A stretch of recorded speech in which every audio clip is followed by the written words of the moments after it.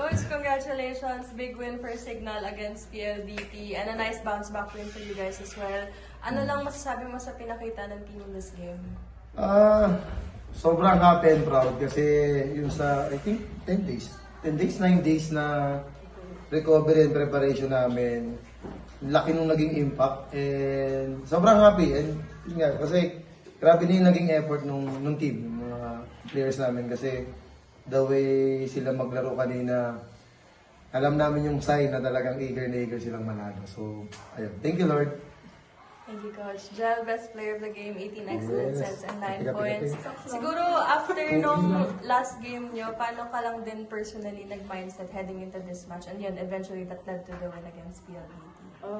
Yung last na panalo namin po, hindi lang namin talaga dinamdam masyado. Nag-move on kami kaagad. And yun nga, thankful na rin kasi mahaba din yung preparation namin papunta sa game na to. So sobrang nakapaghanda talaga kami. And yun nga, thankful talaga kasi na lahat ng ginawa namin sa training na apply namin kami.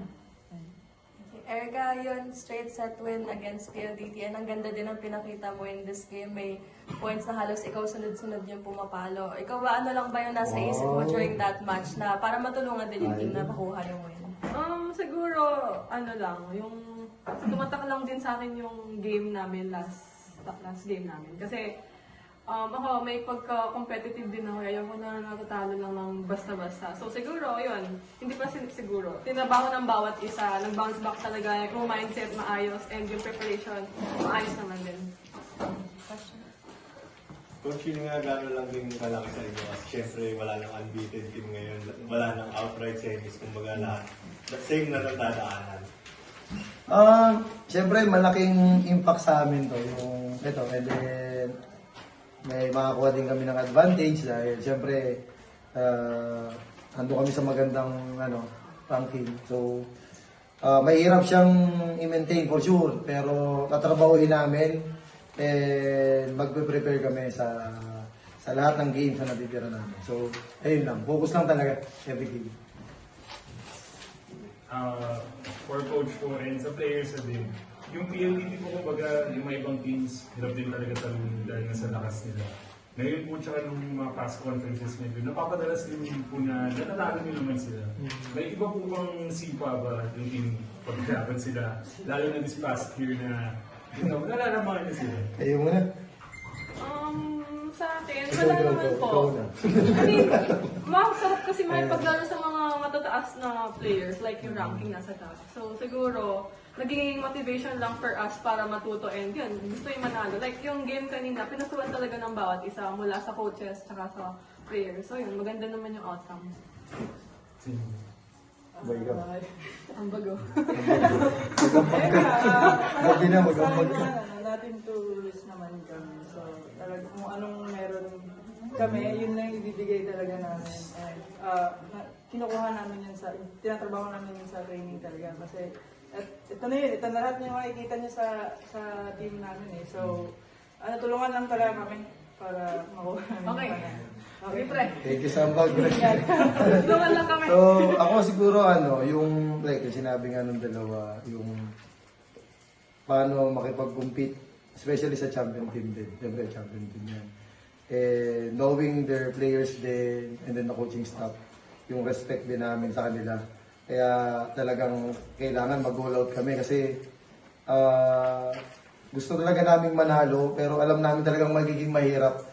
Alam naman namin yung, like yung sinabi mo nga, talagang pagka gusto talaga nilang maglaro ng todo-todo, talagang hindi ka makakaporma sa kanila.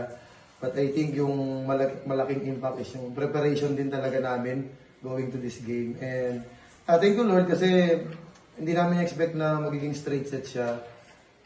And duro ang laking rin sa amin, ang laking impact na alam mo yun, na may kaya din talaga yung team basta ginusto namin lahat nung na magiging game plan namin and duro yung pa-condition din talaga, mahalagaan namin. So yun. Coach, no, sa lima yung laro this conference, tatlo doon including this one, walang service base yung kalaban. Malaking emphasis ba yung sa team na kumbaga yung reception?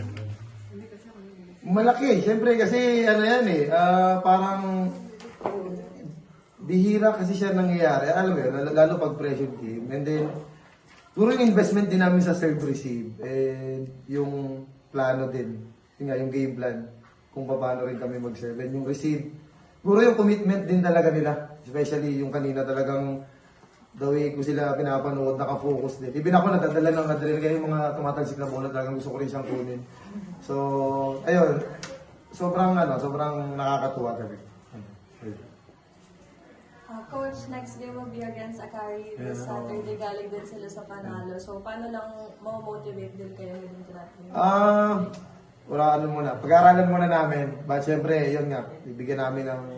Syempre ito, mga veterano din players yan. And may matindi rin silang coaching staff. So, I think, pag-aaralan namin silang mabuti dun sa 3 days na natitira namin. And mag-recover din ng maganda. So, ayun. So, yeah, kailangan magtuloy-tuloy lang din. And hopefully, matrabaho pa namin siya mabuti. So, ayun. Thank you. Thank you, Coach. Yay!